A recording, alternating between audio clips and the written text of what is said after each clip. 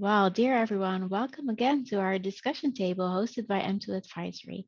And today we're having our series again with Kornelia Zegiel. She's the founder of Master4Business, and she's going to discuss and guide us today, the discussion table that I really love on having finance and strategy in place. So we're having the discussion tables around our field of expertise. Cornelia is very much specialized in leadership, communication, and finance.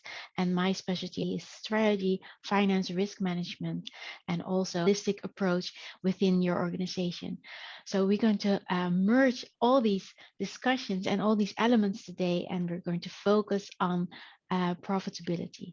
And why do we focus on profitability? We think that we need to discuss this from a point of view that is not taken as black as white, but all the elements in between. So what is finance? What is profitability? How can this drive you and take you to a next level from a strategic point of view? That is what we're going to discuss. So Cornelia, welcome. And just how I introduce this, please tell me, what is your idea in this? Thank you, Marlene. I'm very delighted. And when the first time that idea came to our mind and having that discussion tables, I was very thrilled because it's going to combine, like you mentioned, holistic view, our expertise and our knowledge to give more insight to the leader, business owner, and the one who want to embrace more the strategy and finance perspective. That's why I love your idea. I love the whole idea which we came up together having that discussion table. Well, it's $1 million question basically, because this is the whole game about in the business profitability, how to use resources, human capital to drive towards profitability, because it's not only to be in one man show or for one season as a company. The idea for every business owner, the business idea is to thrive in a long period of time. Yes, I also say this, if you don't start your business to stay in business for only one day, it's all about creating longevity. It's all about creating sustainability. It's all about how can I be successful at a level that really suits me. So yes, go, please Okay. tell us. Well, the thing is, once we are growing, once the company is growing, it's having different phases. It depends which stage we are. And every stage require different kind of, I would say, assessment, which is also reflected in the profitability. So it depends. Well, everything starts with your, let's say, top line, which is the prices, the revenue which we are getting. And the second part of the profitability is the cost structure. So the beauty about that one is the balance. It's like a dance, and this is the responsibility of the business owners, finance people, finance advisor, to make it the best out of it. How to do it? Well, it's not easy, but it's possible. So you need to basically make assessment, where are you positioning yourself? First of all, if we talk on the top side, revenue side, what is the price? Let's maybe take from the business owner, the startup perspective. If you're having your product, your MVP, or even the second MVP, you might need to think, what are the competitors on the market, where you will be positioning yourself with that product, with that services in the market. So first of all, whenever you put something on the market, you need to see where I'm going to position, which place I'm going to play. And there, of course, there are different strategies. If you want to have that game in terms of prices, having more competitive prices, then the question is, be careful and play carefully in terms of your cost structure. Because if you don't quantify properly what your cost structure looks like, you might run unprofitable business, and you might be thinking you are gaining the market share, but in the reality, you will be shrinking towards collapse, I would say. That's So true. It's very good that you made the distinction, really saying that it's not focusing on it's the total palette in this. Is when you focus on prices, you really need to be very careful what is your cost in this. So if that is had, so that it's just serving a different element of the market, and that is very good that you mentioned that, because that is what it's all about, not capitalizing on your own profit. And how do you do that? It's just really understanding what is your business. And you really said it very accurately. It's all about where is your position within the market. Yeah, absolutely. I mean, there's a different strategies. For instance, if you want to gain market share, you can do it. Well, it depends what you prefer. You can play with the prices, decreasing the prices, more discounts, but you need to be very mindful for how long period of time you are able to do it. Keep having your cost level at the acceptable level to, first of all, to pay your people, do this investment, do this development. Or another strategy is merchant acquisition. But of course it depends on the size, because if we are talking about the startup, the thing is that the bigger one is going to buy you, and then the game is going to change. But it's not one single answer, and I think this is what we should emphasize. And the people who are long in the business, they know that it's not a one season decision. And I would even say the business owners, the one who are driving the company, they have to be equipped with the good KPIs. And this is basically what M2 Advisory is doing, equipping, my pronounce equipping business owners, CEOs with the tools, and the risk management is playing a role in that, where we actually looking for the, first of all, profitability. This is one thing, but profitability of the company is not one primary indicator. It's one of them, one of the few of them, which might give you the perspective. And of course, you need to play that game very carefully. And like you mentioned at the beginning of our discussion table, you need to know where you want to go, what is the strategy, and what kind of strategy you want to use in a long period of time. Because if you're realizing that your cost structure is a little bit heavy for you, you are not increasing your operational margin. And there are also the elements, it depends on the industry. Services, they're having different margin, let's say, threshold, instead of a production. So it depends where you are and where you want to go. Then you need to apply different type of strategies. And let's take example. If you're realizing that your costs, they start becoming heavy, the way of the globe where you are operating, it's kind of heavy. You need to search if, for instance, bringing or offshoring that type of cost which you are doing, maybe it's the better solution for you. And of course, then is another element. How does it implement to my overall operational thing? What are the hidden costs, not sometimes quantified by dollars, or euros? The knowledge transfer, the transition period, time zone difference. Everything is having, we know the values. You are the expert, Marlene, you are advising about that one. This needs to be also taken into the consideration, making the risk assessment whenever we want to lower our cost using different scenarios like outsourcing or offshoring.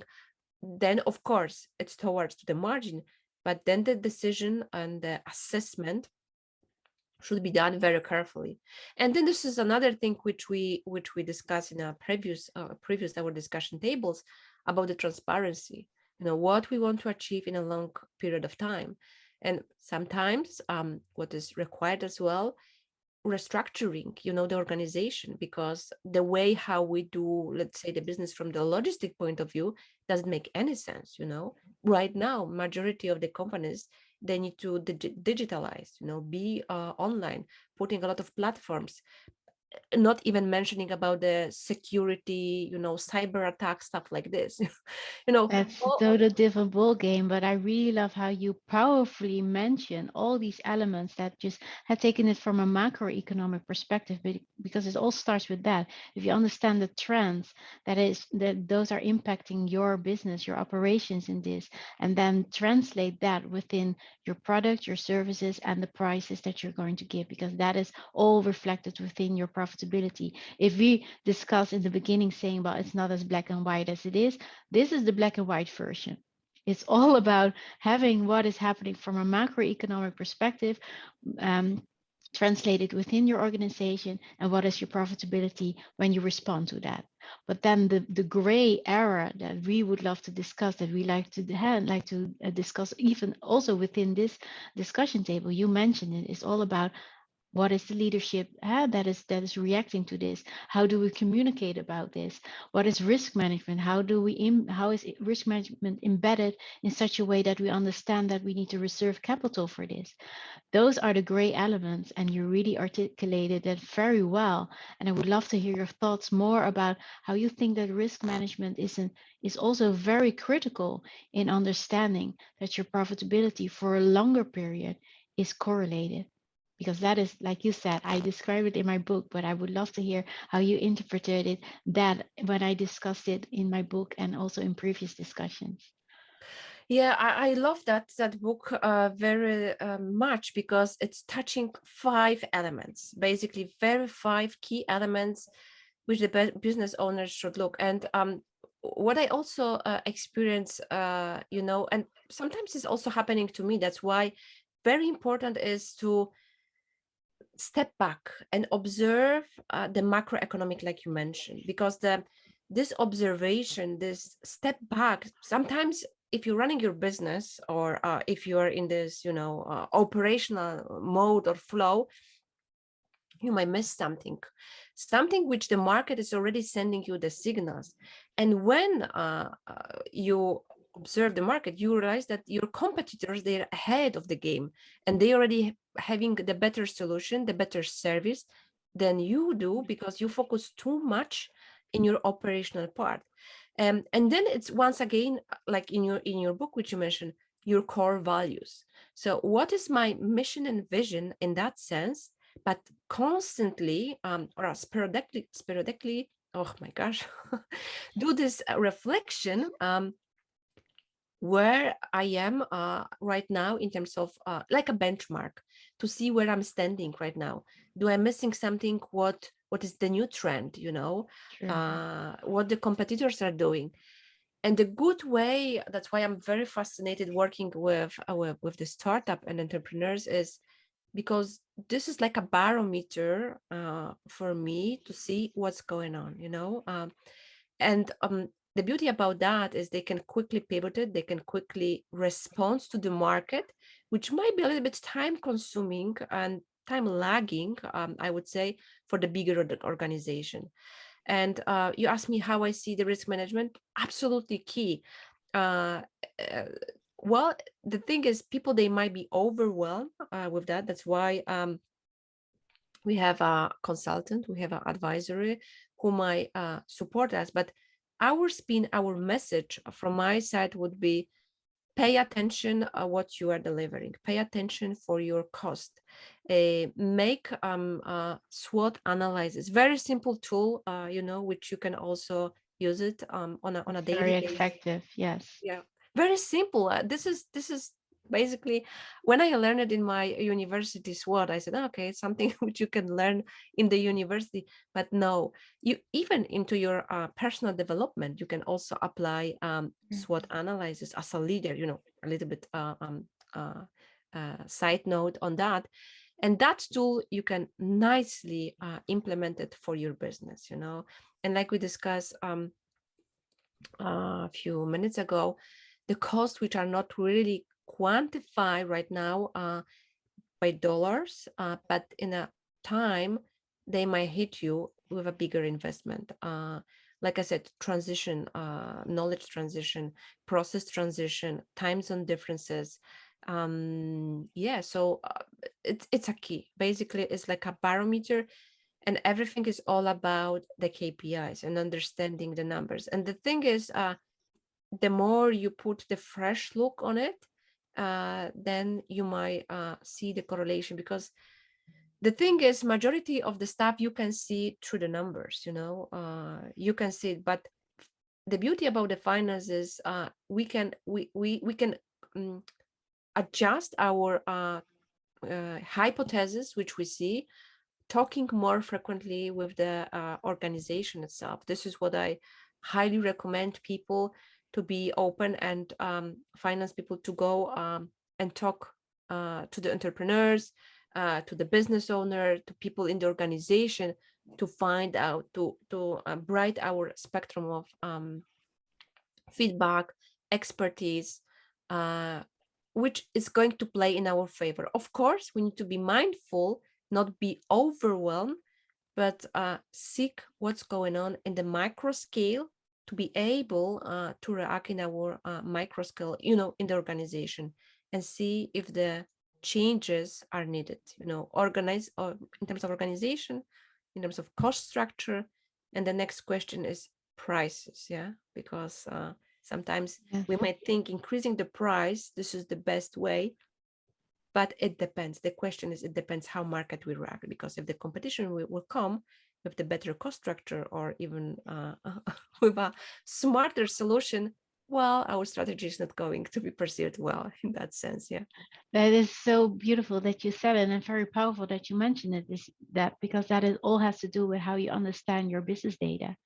And just information or financial information is backward looking information. So at some point in the information and your finance report shows you that you're not doing well, you're not performing well according to the strategic goals that you had in mind.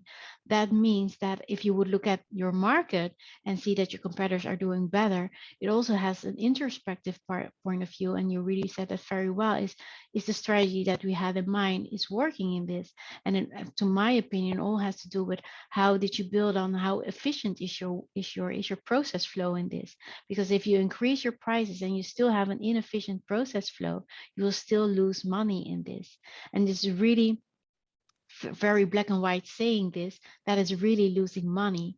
Really losing profit margins in this, really losing profit in this, and also losing your market share in this. So those are the elements that are being derived from that. And how can you take that out is just how I mentioned it and how you also perceived it very well. And I love how you saw that it is important to understand that you can take it out at certain point when you understand that your risk management is involved in this. If you understand what is going to happen, if you anticipate it on that and calculate that and quantify that, that will be reflected within your financial results. So we took it from a very broad range, and I really love how you mentioned it. And if you now take it back in our final thoughts in this, so how price is very important to start with that.